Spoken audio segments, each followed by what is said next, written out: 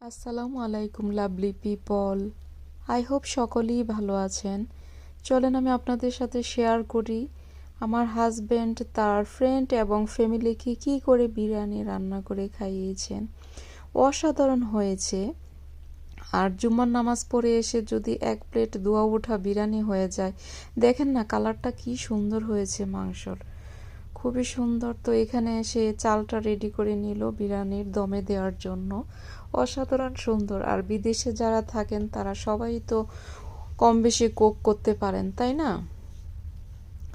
অনেক মজার হয়েছিল রান্নাটা। আর জুমার নামাজের দিন আমার ছেলে তো খুবই পছন্দ করতেন, তার পছন্দের খাবার রেডি করতে হবে মসজিদে গেলে।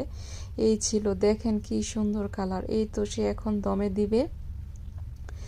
এত সুন্দর হয়েছিল বিরিয়ানির কালারটা, আর খেতে অসাধারণ মজা লেগেছে। সবাই অনেক মজা করে খেলো। তো আপনারা কে কে বিরিয়ানি পছন্দ করেন আমাকে অবশ্যই লাইক কমেন্ট শেয়ার করে জানিয়ে দিবেন।